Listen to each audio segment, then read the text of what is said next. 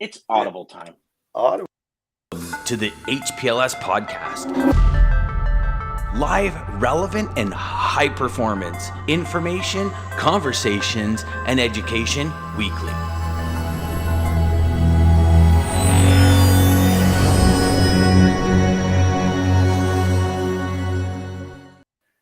Hey. We both popped up live today. I seen it, and I got the notification on the phone, so we should have. Well, you know what? I saw you pop up live yesterday. Yeah. So I'm just wondering if because sometimes the algorithms, right? They like, Yeah. I mean, when we go live, it doesn't go live to every single one of your connections or followers. Like the algorithm picks and chooses. Yeah, it's whoever's clicking on it and viewing it. Yeah. I mean, I wish it would go live, but we're also having today. I noticed Restream's having an issue with Twitter. So Twitter's not working on Restream, and DJ and I have our conspiracy theories about why that's working, or why that's not working. But they're Elons. They're Elons. Listen, I didn't make any of this out. They're Elons. Yeah. Good morning, Lisa. And Lisa double banged this morning. That's good. Just take it out, Jeff, completely. 100%. Good morning, Jeff. So we had to pull a little bit of an audible again this morning.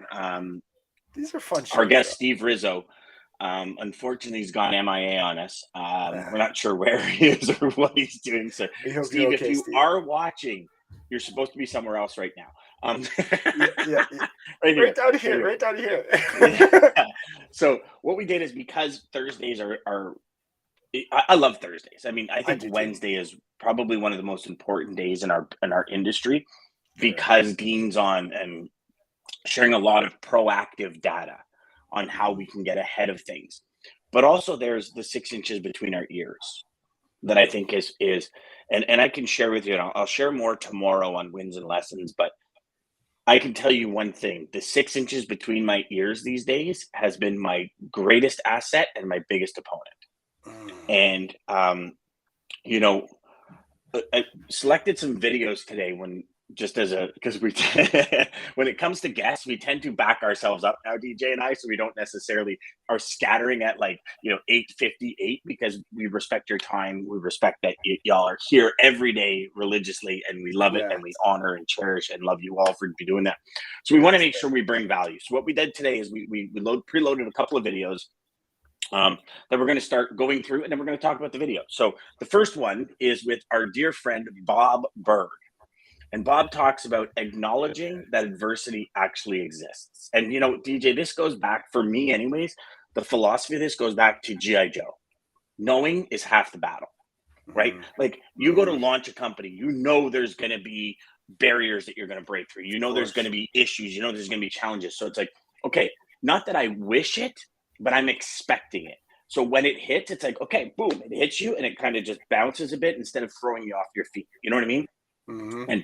And this next one with Bob, I think is really going to drive home for a lot of people. So y'all ready? Actually, hold on. Before we get there, and whoever's watching right now on LinkedIn, if you're not following Bob Berg, make sure you follow him. He puts some good stuff out still. Oh, Bob's awesome. Bob is awesome. And we're trying our best to get schedules lined up, because we're a live show, right? So if we were pre-recorded, it'd be so much easier to get guests on. But because we're a live show, like we schedule Brian a month in advance just to be here for the time, right? And we've seen that sometimes schedules change, and he's in his car and it doesn't work and all that. So we're going to continue to bring you guests every Tuesdays and Thursdays, with Dean on Wednesdays, DJ and I on Mondays and Fridays, with Mr. Mark Ridley. And then we got Jeff Dickinson every second Wednesday on Data Day, which is awesome as well. We're really killing it with the guests and stuff, right? But anyways, it's been so much fun. Let's stop boasting about how awesome we are.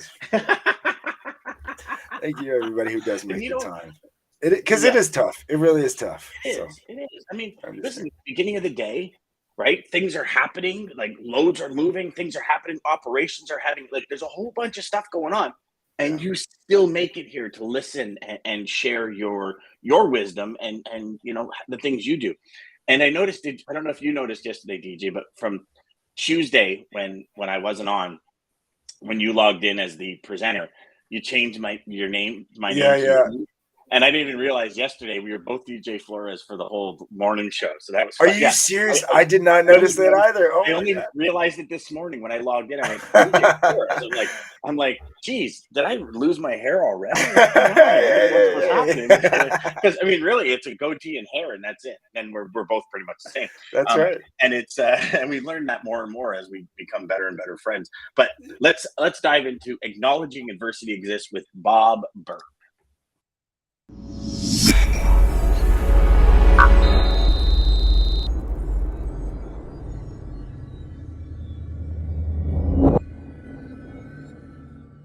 Adversities seem to come, you know how the big thing is, you know, it happens in threes. Adversities, I mean, even for myself, they seem to come in like 5 or 6s when you're really, you know, oh, okay, I understand that, but I now know why that's happened because of this. Mm-hmm. Well, I think that's the thing, and they do seem to come together, and a lot of times it's only because when we're going through something that's difficult, we're maybe not in as strong a position as we normally would be, and so things happen that, you know, that seem to then compound it even more. So, you know, I'm not one to wax too philosophical about it. I think it's the type of thing where when these happen, we, again, as you said it very well, you've got to live in reality and acknowledge that it's there. Burying our heads in the sand, hoping that it, you know, if we don't look at it, it will go away, doesn't work. So we need to acknowledge it and then plan on how to overcome it and then do the thing we need to do. Okay. So, I mean, very short, but to the point. And did y'all see how many books Bob's got in the background there? Did y'all see that? Because immediately when he started talking, I'm like, man, this man's got a lot of books. Like, I mean, books stacked on top of books on top of books. And Yes. you know, readers. Yeah. I mean, but talking about adversity, DJ, right? We all face adversity. There's adversity in growth. There's adversity in stagnation. There's adversity even when we choose not to make sales calls. There's adversity that comes with it, right? Yeah, and I truly believe, and I'd love your take on it. And all y'all watching and listening, what's your take on it? Where does adversity play? You see, I find the more adversity I face, the better I get. And whether that be wisdom, spirituality, like understanding that, okay, I'm facing this huge adversity, but I can't let it break my spirit. I can bend, but not break, as Marcus Ogden often talks about. All these things, I tend to look for those gold nuggets. And it's like Bob said, you know, sometimes it's very hard to see the bright side of something. You know, I remember when my brother died, it was like, what's the bright side of this? And how could there ever be a bright side, right? And it's like, and you have to dig deep to find happiness in challenge. And, you know, it's going to be a big conversation tomorrow, but wanted to kind of preset the tone, if you will, with the fact that, you know, one thing Bob said is acknowledge it, figure out a plan to overcome it, and work the plan, pretty much. But often adversity becomes paralyzing. Right. And so that's the kind of juxtaposition. That's the teeter-totter that we play. Right. What's your thoughts there, DJ? Dude, yeah. So adversity to me, is one of those things where this giant training program is amazing, but you know, they break down inhibitor and prohibition, and is whatever adversity we're running into. And I think even before getting into this, I think what I started to notice anytime I felt like something was against me, I mean, that's usually what adversity feels like. Something is pushing against you. I obviously would get panicked or freaked out or not know how to respond. Then I started to kind of visualize it almost like a cartoon. You know how I don't know, cartoon, like this black cloud coming over you, and all of a sudden eventually you're just going to turn all black. But I think like adversity is like this like area Venom? that you, what's that? Like Venom? Yeah, basically. I'd be cool with that. I'd be cool with that. Yes. If it takes over you completely, you're Venom. You go from Spider-Man to, that is a great example, actually. And so you go from Spider-Man to Venom. And I think like that blackness we can either get stuck there and live there and become Venom, or we got to swim like hell, figure out in that black cloud what we're supposed to find, and find that, because it's there for a reason. It's trying to fix something with us. It's trying to teach us something. I don't think adversity ever comes at us for any other reason than to teach us. There's something we're missing that we need to figure out. And that's where I just used it as, in my head, it's like that. Like, okay, this sucks, whatever the hell is going on right now, but I need to figure out why, and fast, so that this black cloud disappears. And that's, I guess, I don't know. I love that you said that, because I've often seen adversity as, what's the lesson? And if you don't learn the lesson, that adversity will pop up again, right? Like, you look at it from a logistics perspective. You know, the lesson, I have a truck in your area. You do? Okay, find me a truck. And you're like, I don't have a truck in that area. I don't have a truck. And then you work hours to find a truck, and then you look like a fool because you don't have a truck.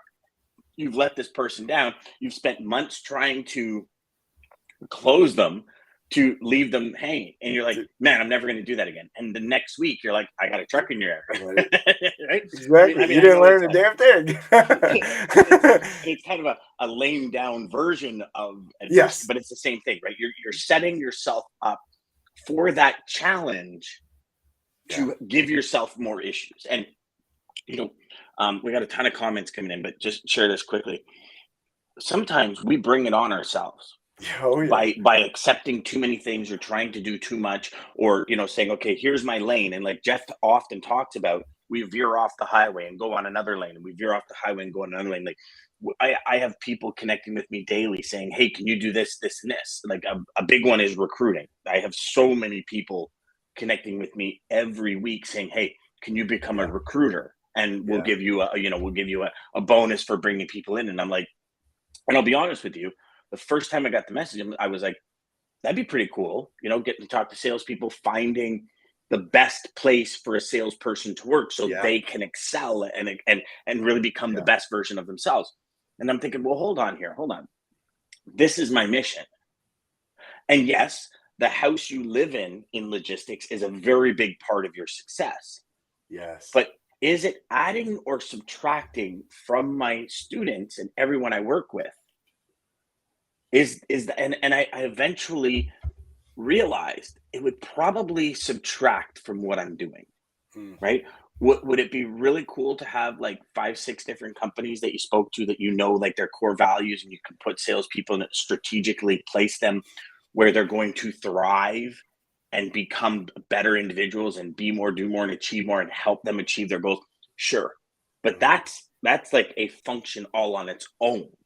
Then you start adding everything else we do, and then I just find it gets diluted. But if I would have said yes at an opportunity to make more money, or at just another opportunity to add another multiple source of income to my business, I'm thinking I would have faced adversity. I really would have, because am I able to spend as much time? And when we have Greg Reed on, he's going to share something about his umbrella. So him and John Assaraf. So John Assaraf was another individual in The Secret, for those of you that aren't aware. John Assaraf and Greg Reed are really good friends. And I remember Greg telling me something that John told him. He said, Greg, here's the thing. In life, you get what you can get under your umbrella. Everything else will get wet. What's your umbrella? And so what's that core, right? And I think this is a lesson that we should all really pay attention to, is what's under my umbrella, right? Some people have 50 companies under their umbrella, and it's golden. Some people don't, right? Some people don't. Some people have 3 things under their umbrella, and they're stressed to the 9. So what is under your umbrella? And everything else will get wet. And sometimes, so I kind of left that recruiting piece out to get wet, because I didn't feel it was congruent in my umbrella, if that makes sense. I love your umbrella. I love that analogy. But I will tell you, you did say one thing. You said sometimes adversity. I really think that every adversity that comes my way is always my fault. And I think that's just taking ownership. The choices I make, 100%. Whether I choose to believe or do this or that, whatever I chose, caused this to now appear. Every So, action has an equal or opposite reaction, yeah, DJ. yeah, So, I mean, it's just the vacuum law of prosperity and vacuum yes, law in general. Like, right, if you read the laws, the vacuum law, and it's, yeah, like anything. I have a coffee cup here on a coaster. I can't put another coffee cup there until I get rid of this coffee cup. Now, if I choose to put a bigger coffee cup or a smaller coffee cup or an espresso, that's a choice. If I make the choice to put an espresso there and I have 2 sips of my espresso's gone and I have to sit here for another 30 minutes without something to drink and I'm dying of thirst, that's an adversity, really. I mean, at its smallest level, yeah, it's an yeah, adversity yeah, because you want another coffee, but I'm doing a show. So I made the choice to go, you know what I mean? So, yeah, and I agree with you. I think everything that happens to us yeah. is because of We, the choices we make. when, But this is the yeah, beautiful thing that Rico talks about. Change it with the very next choice. Okay. I'm that's never going right. to do that again. And, here's the thing. Oh, I've often said to students multiple times, victories, failures, remember this feeling. Internalize this feeling. If you hate it and you're like, oh my gosh, I can't believe the way this feels. This is brutal. Remember it. remember that. Because when you Yeah. go to make that same choice, the strategy is remember that feeling. Hey, last time I made this choice, it didn't work. I'm going to make a different choice. Hmm. And there's going to be a different result. Like everything we do, everything in life, you can choose to turn left or right. If you choose to turn right, maybe you're going to have a longer transit to where you're going. But it's a choice. The consequence is you're in the car longer. Now, that consequence of being in the car longer might suit you because you got some really good audiobook going. You know what I mean? So there's There the you go. variables are Exactly. Yeah, I was unlimited, going to right? say Absolutely. that. Yeah. Jeff says words to live by, Dan. Absolutely, man. Absolutely. Lisa says yes. Chad, 16-year-old Dan. Wow. Brother, I wish, man. That was 10 years ago. So I was 35 there. But I kind of look like I'm 15. I will tell you, Crazy. in your old videos, your blue eyes are like popping out of the screen. Every old video, your blue, like they're like So now, popping out of the screen. are they not now, or what's going on? I'm just, are the bags under my eyes too big that they're clouding it? Or maybe I was thinner. I don't know. Maybe I got too much cushion above and below my eyes. I don't know. But yeah, Lisa says under pressure. Yes, yes. Yeah, Jeff says if you don't face adversity, you're never learning or advancing in your personal and business careers. I love that. Chad says adversity is where you find some of our greatest breakthroughs and gifts. Yes. And here's the thing, right? Yes. Josh Hines said it so well. He said, yes, adversity exists. And yes, does every adversity change us? Yes. If we choose to find the gold. If we choose to find the gold. And again, goes back to mindset. Everything starts the 6 inches right here. Everything. Well, Dan, it's the book you just talked about, 3 Feet from Gold. I mean, that's great book. Great book. Have you got it yet? No, but I have not. You got to get it. You got, brother.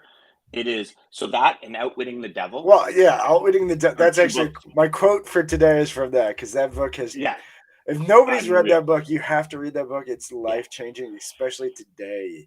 It is so relevant today, y'all. You need to read. Well, so here's the thing: so the story with 3 Feet from Gold. I don't know if we talked about this, but I had the pleasure of sitting down with Sharon Lecter, who took Napoleon Hill's original manuscript and created 3 Feet from Gold. Her and Greg Reed, and they wrote 3 Feet from Gold and Outwitting the Devil together. Right, those two books, both of them wrote on behalf of Napoleon Hill Foundation, Don Green. And the story behind that manuscript is one of the most amazing stories you'll ever hear. Like in 1902, that manuscript was written, and Napoleon Hill put it in a safe, and he said the world's not ready for this. And then in 2008, when the economy collapsed, they said the world's ready for it. We got to put it out, and they put it out. And it's funny, you just said it is so relevant today, Dan.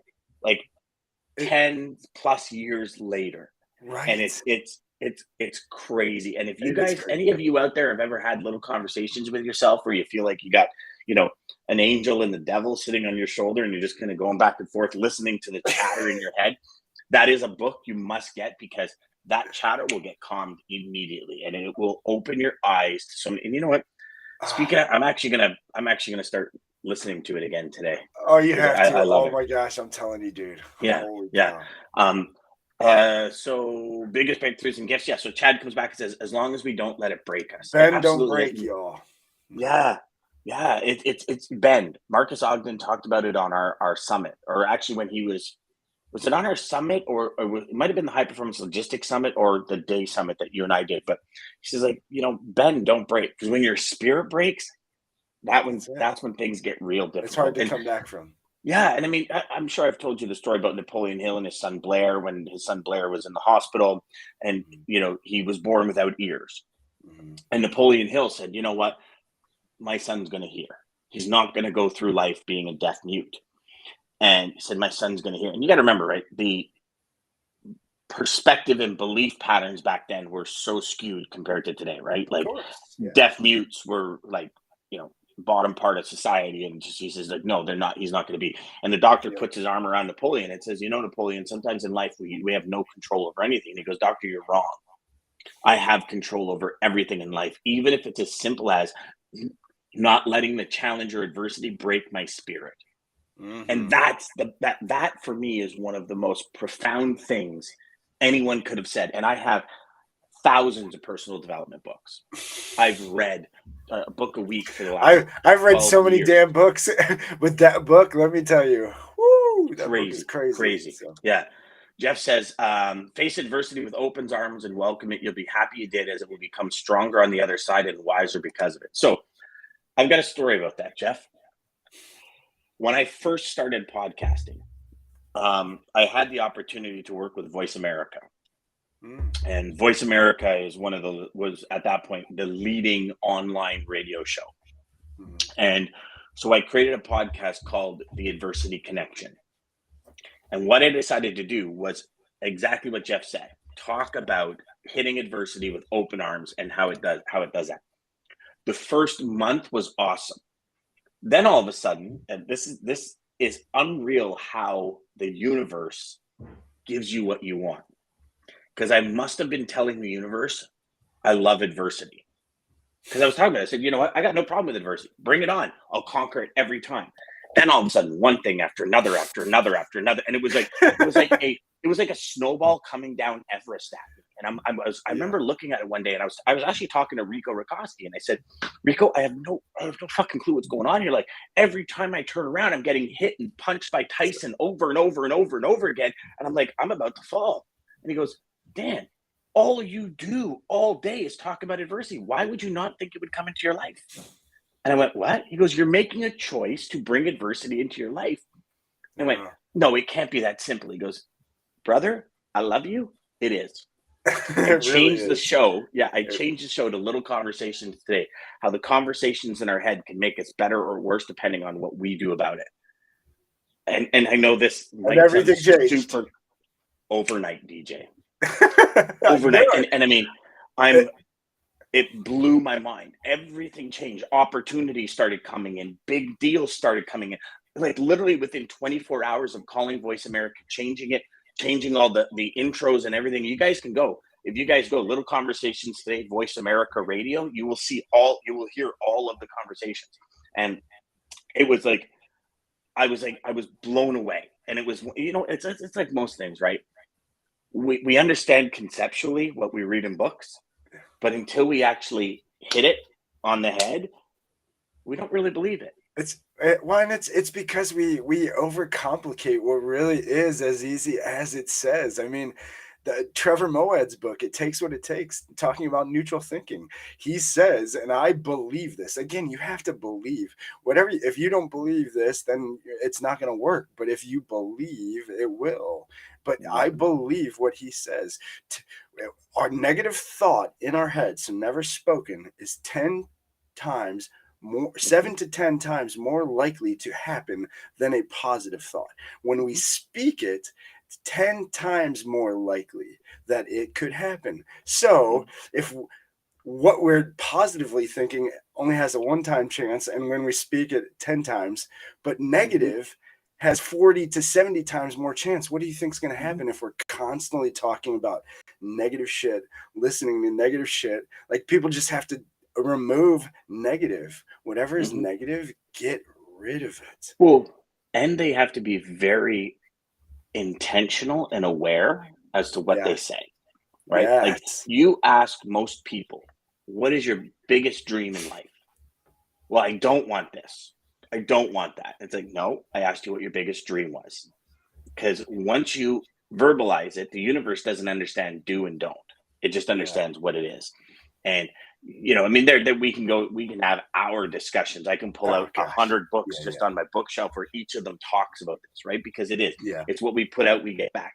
And when we put out positivity, we get back positivity. The fact is we all have negative thoughts. We all have conflicting thoughts. We all have That's thoughts all that this keep thing us down. does. It's all it does. It's like, and I've always asked, like, why on earth does the first thing that comes to mind, you get a good idea, right? We've all been there. You got a great idea and you're like, oh my God, that's great. Oh no, that won't work. It's like, whoa, hold on here. You haven't even processed. Yeah, who just killed that? Yeah, and you just totally killed it, right? Totally killed it. Yeah. Speaking of killing it, you know who's killing it these days?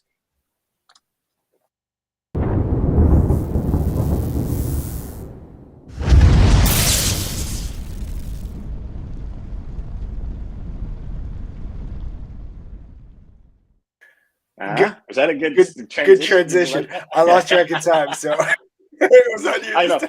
I was actually surprised. I'm like, DJ hasn't sent me something 10 minutes ago. Going, dude, lane of the day. Stop talking. Lane of the day. So today's lane of the day is a reefer lane, Del Rio, Texas to Nashville, Tennessee. Line haul rate per mile $2.75. All in rate per mile, including fuel surcharge, is $3.53.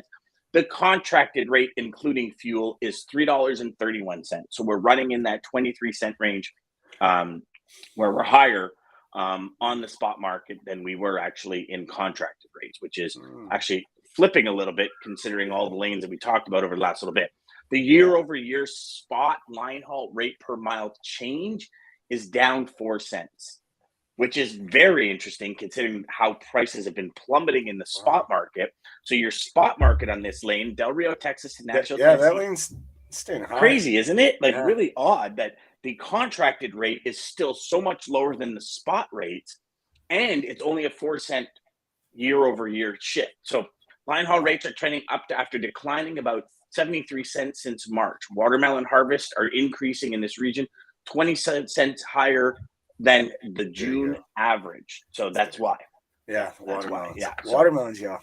Yeah, watermelons. I should have probably read that before I went. That's interesting because then it becomes non-interesting because it makes sense. Makes a lot of sense. You know what I'm saying? Thank you, Dad. Thank you for the lane. Yes, thank you so much. So we got we got a choice to make here, DJ. We could probably go through the comments. I'm thinking probably the comments before we head off because we put another video out. I think we're going to be here for another 25 minutes. I agree. And then maybe we'll save one of the videos for tomorrow. But Lisa says, the choice is ours to make. It's all a mindset. I love that. It's always yours. It's always yours. Just like the moon, you shine in darkness. I like that, Maggie. Man, she's a poet. I love it. I love it. The confusion. Yes, the confusion. Right? Like, unfortunately, our head just the confusion and our perspective. If there's something again, maybe I just believe too much, but I just buy into these thoughts that people say and it makes sense. So I'm like, okay, I like it. But the brain, if you think of it this way, again, going back Neanderthals, caveman days, the brain was just there to protect us. So it seems like it's negative, but because it's always just trying to protect us. What's the worst thing that could happen? What is the worst bad thing that could happen when I'm doing that now? And it's just trying to protect us. Although it's always just looking for negative outcomes. So if you think of that, well, and here's the thing, DJ, and this is where I get really confused on this because I've read that many times before. Yeah. But would you not think there would be an adaptation? How long ago Neanderthals, like how long has it been since a wild boar has attacked you while you're sitting in your backyard? So you would think that, but I would. Why do we keep having the same cycles that we keep having? Know, brother. You know what I'm saying? You know what we should do? We should actually, I'm going to see if I can connect with Bruce Lipton. See if he'll come on the show. Because I bet my God, that would be amazing. I will try to because that guy is amazing. Yeah. Yeah, let me. I'm going to start doing some of that to get some heavy hitters on here and help us on Oh, that would be Thursdays. so much fun. Yeah, I think that'd be good. If adversity does not hit you and you haven't lived through it, you won't know what to do when it hits you. It's not about negativity, but it's the power of positivity to overcome whatever it is. Yeah, I like Yes, that. Jess. I And if like you're that. not hitting enough adversity, you're not taking enough risk. If you're a high achiever, you don't want it, don't do it. But hmm Well, and here's the thing. So it's a state of mind that you have to put yourself in 100%. And here's the thing. Everybody wants more. Everybody wants a multi-million dollar business. Everybody wants a good life. I don't think anyone wakes up in the morning and goes, I can't wait to deal with bullshit today. I can't wait to live at my lowest self today. I can't yes, wait to do absolutely nothing and accomplish nothing today. I think we all wake up with a desire. The question is, are you going to do what's needed when it's needed to get done what needs to get done? And this is where adversity, procrastination, and all these other things come into play. Sure, it would be a hell of a lot easier to sit down today and binge watch Netflix. Right, I'm in the middle of Billions series. I'm in the middle of the new season of great show. Animal Kingdom. You know, Billions is Billions is yeah, it's actually pretty cool. I mean, sure, can I sit down and watch that all day long, and probably for the next 3 weeks not have a real impact on my life? Sure, but the next 6 months after that will be massively what's the impacted. adversity you're dealing with after? Yeah. Well, and that's the whole thing, right? So, Yeah. like, and trust me, I've spoken to thousands of salespeople. What's your goal? I want to be the best salesperson on the planet. Okay, what are you willing? You know, okay, here's the program. Here's what the dedication is. Here's what the standard is. Here's what the coaching program is. I'll get you there in 12 months, but this is what you need to do. And I lay it out for students. Like, this is how much time a week you're going to need. This is what you need. Crickets, they disappear. Because it's like, oh, you mean it's not just a Staples easy button? I can't just make 3 phone calls and be doing $1 million in GP. It's like, no. Yeah. And not only that, you need to skill up, you need to level up, you need to learn and develop into the person that can run a multi-million dollar GP business. Because that ain't you now if you're not doing it. So you have to learn. And just like everyone else, it's not like DJ, it's not like you and I were born and came out of the womb and said, man, I know everything I need to know about a multi-million dollar business. No. I'm in 4 different programs right now. There's so much I still am soaking up. I just watching Robert Kiyosaki. I mean, this guy created this game, Cash Flow. He is, I forget who he had on the show with him, but he said Robert Kiyosaki still today is reading book after book after. He's just a sponge of books. Guy, it's when you have this quest for knowledge. Yeah, well, and that's where we both align very well. It's this, we know there's so much knowledge out there, and I just want to. But again, it's not just the knowledge, right, DJ? How many times on the show Well, we no, said the of course, application yes. of information? Like, do something. You want to be the best in your field? Yes. Do it. You can't just soak it in. Exactly. But there's so much out there. Laying back. We'll never know. Yeah. No. I mean, I believe, and I truly believe, everyone, no matter where you are in life right now, you have 10 or 20 rungs higher that you can go. Yes. I don't care if you're doing a $4 million a year, you can do 8. No matter what. And it's just that perspective, that belief pattern. You know, there's a great book, the new Psycho-Cybernetics. So Psycho-Cybernetics was written by Maxwell Maltz, and it talks about your self-image, and we can never live beyond what our self-image is. So here's the thing. If y'all want a book that's really good, I mean, it's deep, and it's a listen where you got to really listen. You can't let your mind wander. Like, is a coffee maker on? But it's like you got to be in it. But Maxwell Maltz's book, Psycho-Cybernetics, is one of the best books that has ever been written on understanding the 6 inches between our ears and how it reflects in our life. Right? Like, we think about it. You first came into the business, $5,000 a month was like, holy crap. I'm not even doing $5 a week, and I got to do $5,000 a month. I got to do, $1,500 or $1,000, $1,250 a week. I'm doing $3 a week. Yeah. And then you get to $5,000, and somebody says, "Well, do 50," and you're like, "Whoa, that's $45,000 a month more than what I'm doing right now. That's like $10,000, $12,500 a week more than I'm doing right now." Then you get to $50,000, and then once you get there, it's like, okay, this scalable is easy. So that doesn't become the adversity. What becomes the adversity is starting to manage a team of non-like-minded individuals, because everyone has their own personality. There's different times in the month where people have things they're doing or cranky or whatever. You know what I mean? Like there's all these different things happening. You come into seasons. I remember we had team members that hated the holiday season and they were just cranky all winter long. And it's like, okay, but as a manager, you got to deal with that. So that becomes a different kind of adversity, right? Where you're dealing with different people. So this is the education pattern that you learn into big business, right? So many people in business, they're like, I'm going to do it. I'm going to do it. It's like, no, you don't do it alone, right? Like at what point in business do you say, okay, you know what? I really need to focus on my career development, on my career, not letting carrier sales develop, but on my career development. Like, and that's what I mean by learning into that next step and learning into that next phase. And Jeff said it right. He says, it's still, oh, there's Joel. He says, what's up, guys? And he says, it's a great book. Joe? Yeah, totally. It's an amazing book. Yeah. And he's talking about psycho-cybernetics. What an amazing book. But that's in essence, the perspective shift, right? Is okay, I learned that. I faced that adversity. I came through it and that worked. I'm going to utilize that next time. I know not to go down that road, right? And, before the show, DJ, we're talking about the Matrix. And, there's a line. I mean, the Matrix series is one of my favorite series ever in a movie. And the reason being is the mental side of it, the perspective shift of it. Like, we are in a matrix. We're limited by what the belief pattern is. And once we break that belief pattern, and I'm not saying, I wish I could fly, but I'm not saying I could fly or run up walls. I'd love to run up walls, actually. That'd be pretty cool. That would be so cool. but the idea is, do you remember the scene when Neo's in the car with Trinity in the back seat? And they said they get this thing out and the girl points a gun at him. And he says, I'm done. I'm out of here. And he opens a door and it's this dark alley. And she says, Neo, you've been down that road and you know where it leads. And it's not where you want to go. Right? And he takes a risk and gets rewarded.